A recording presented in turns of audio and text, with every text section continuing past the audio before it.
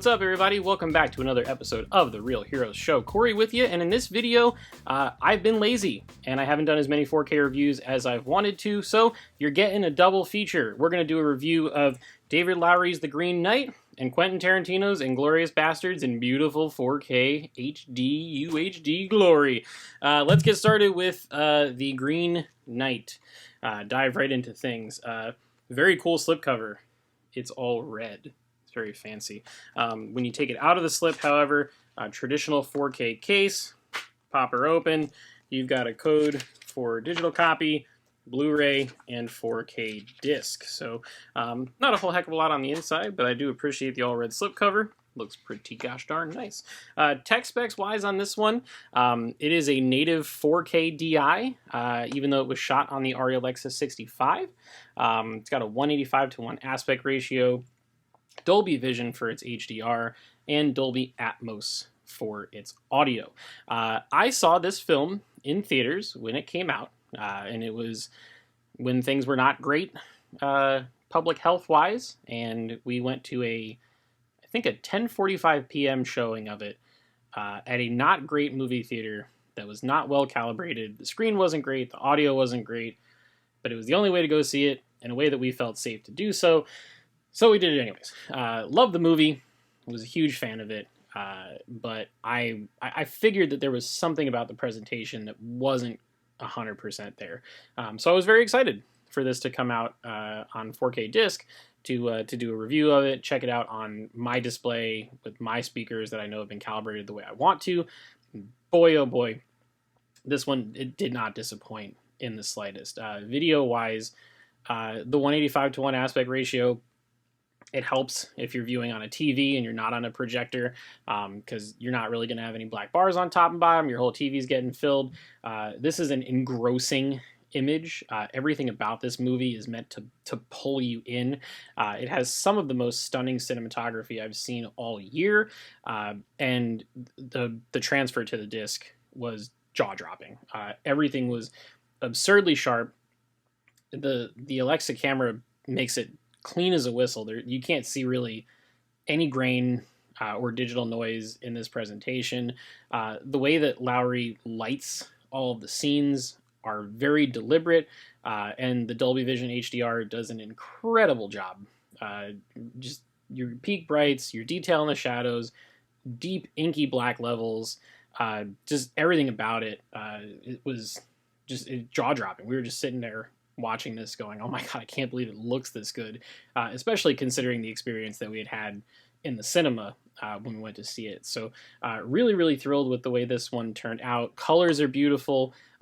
They use different white balances throughout the film to kind of tell the story, and whenever they change, the difference is very striking. They use a lot of darkness in certain scenes, and it's really conveyed well. Really top-notch stuff. For video, I'm going to give a 9.5 to this disc. It's pretty darn close to perfect. It's one of the best discs that I've seen all year in terms of video quality. And the audio right behind it in Dolby Atmos did not disappoint either. This is a very atmospheric mix. A lot of the scenes happen out in the forest, in the woods. There's a lot of ambient noise, whether it's leaves or the wind blowing. It really does put you in there. All the interior scenes are also in like castles and mansions and rooms that have high ceilings and a lot of echo and decay. So you hear all of that, and it's really well executed. The dialogue never feels like it's done in a recording booth. It all feels like it really is in these giant, massive interiors that they did shoot on, which is really cool. I didn't get a terrible ton of height stuff. It's more of like a bubble effect than the discrete height effect with this one, but it still sounded great. LFE was terrific. Anytime the Green Knight himself showed up on screen, his boots shook the room. So every time he took a step, it really got you. And the Green Knight's voice is very deep and boomy in the film. And every time he spoke, it dug down into the subwoofer and it kind of rattled your bones a little bit, which was pretty awesome. So really great stuff. Not a whole lot that I can complain about. As far as, you know, the movie being one of my favorites of the year, I was super happy that the disc also represented that quality. Audio-wise, going 8.5 out of 10. Would absolutely recommend somebody buy this, especially if you didn't get the chance to see it in theaters. It is a great film to start, and then it also has a great audio and video presentation, so definitely worth checking out. Now, before we get to the divisive thing, go ahead and like this video, subscribe if you haven't already. We're on our way to 1,000 subscribers, which is our new goal. You guys have been doing an amazing job helping us get there, but if you haven't subscribed already, just go ahead and click that button there. You'll get more than your fair share of movie reviews, TV reviews, Blu-ray reviews, home theater discussion. You name it, we talk about it. So, moving on. Inglourious Basterds. This one has been a hot topic on the internet. There have been some people that have been saying, this disc is great. There are some people that are saying, this disc is awful and is an embarrassment, and that Universal, I think it's Universal, sure, why not, should have never put it out in the first place. And that it's just a cash grab, and you just have the standard Blu-ray and be fine with that. I have this movie 3 different ways. I have it on Blu-ray, I have it on iTunes, and I have it on 4K disc here. Going through the packaging, the slipcover is very nice. I like the all-white look. It's pretty cool. Again, just like Green Knight, it's got a typical 4K case. Open her up, get your 4K, you got your slip for your digital, and you got the original standard Blu-ray there. Of note, the digital code, apparently as of right now, if you input it into Movies Anywhere or iTunes or Vudu or whatnot, it's only the HD copy. So the only way to get this in 4K is to own the physical disc and watch it, which is certainly interesting. Tech specs wise, this movie was shot on film because it's a Tarantino movie and he doesn't do digital. He's all about the film stock. However, controversially, this movie only has a 2K digital intermediate, which is apparently the way the film was mastered back in 2007, I want to say, when it came out in theaters. Some folks would have preferred if they would have gone in and remastered this to a 4K intermediate. Whatever, it is what it is. This is the way they did it. And this is what we got on the disc. It's a 239:1 aspect ratio, so very wide. That is Quentin Tarantino's style. Interesting choice on the HDR. It uses traditional HDR10, but instead of Dolby Vision, it uses HDR10 Plus, which is a codec that a lot of 4K players can read, but not a lot of displays can actually keep up with. So my TV that I watch this on is Dolby Vision compatible as well as HDR10, but it does not do HDR10 Plus, so the disc defaulted down to traditional HDR10 for me, and there is no atmospheric immersive audio with the height channels and everything. It's just a DTS 5.1 HD master audio track, which is exactly the same as the standard Blu-ray. So that's a recipe for all sorts of fun discussion.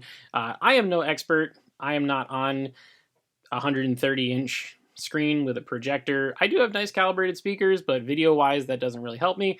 I'm just on a 65-inch OLED TV that I've dialed in the best I can.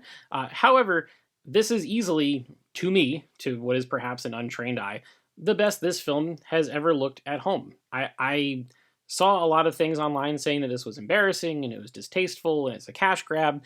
I compared it to the standard Blu-ray and there was a good uptick in detail. I mean, it's not Ready Player One. It's not, you know, spit polished and clean as a whistle because it's shot digitally. This is a Tarantino period piece. I don't think it ever would look like that. I don't think that the jump would be overly drastic if it went from a 2K DI to a 4K DI. Maybe I'm wrong, but I was very happy with the way it looked. I thought the opening interrogation scene, there was a lot of detail in the shadows behind them, the light pouring through the windows, the way that the light hits the kids that are underneath the floorboards. It all looked very good. And then when it transitions to some of the other bigger set pieces throughout the film, I thought it looked great. I had really not a whole lot of issue with it. Perhaps I'm just not nitpicking as much as I should, but I thought this looked very good. It looked better than the Blu-ray. It definitely looks better than the iTunes copy, because the iTunes copy doesn't look good at all. So for me, I'm going to go with a 7.8 out of 10. It is not perfect. I like to think that if it could go up to a 4K DI, there would be some improvements, but I don't think it was bad in any way, shape, or form. Audio-wise, Tarantino has lots of tricks up his sleeve. He likes to play with volume levels and have narrators come in louder than the traditional dialogue and have the music swell, and all of that is executed very well here. He also likes to use music that sounds old and scratchy, and you can really hear that in this mix, which is pretty cool. Bass response is there when it needs to be, when all the explosions and the guns and the fire and all that fun stuff is there. You definitely feel it. But the gunshots, especially, when they go to the scene where they break out Hugo Stiglitz from prison, it just, like, it gets real loud when the gunshots come in, and then it comes back down to like a normal-ish listening volume after that. But this is a very dialogue-driven movie. Dialogue is very clear coming through the center channel, which is really the most important thing when you're watching a Tarantino film. The surrounds are used well when they need to. They're there for atmosphere and not much else. As a DTS mix, if your receiver can handle it, it can also upmix to DTS Neural X, which is pretty cool. So it kind of divvies up the workload in your front soundstage with your height speakers. So you kind of get like that half hemisphere of sound thing going, which is pretty cool. But audio-wise, I'll give this one a solid 7, just because it's the same one as the Blu-ray. It didn't do anything to kind of further it. Not to say it's bad. It's a good mix. Would you buy this? Yeah, if you're a Tarantino fan, I think you should. This and Once Upon a Time in Hollywood are the only 4K discs of Tarantino's filmography, and I think they're worth owning. I like both of those films. I like the presentation on both of them. It is currently the best format to view it on, so that's what I'm going to buy it on. If you're not a fan of Tarantino, maybe pass on it. It's not your demo disc. It doesn't look like The Green Knight. It is not as sharp or as clean as a whistle as that movie is, but I thought it was still very enjoyable, and I would highly recommend getting it if you enjoy the man's work. So there you have it, folks. 2 Blu-ray reviews in 1 video. Would love to hear your thoughts. Have you seen The Green Knight? If not, would you be interested in picking it up to check it out?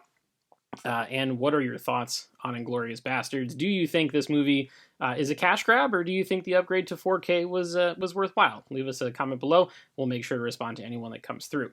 If you want to support us here, all you have to do is like this video, subscribe to the channel if you haven't already. Like I mentioned before, we're working on our way to 1,000 subscribers, but we do need your help for that.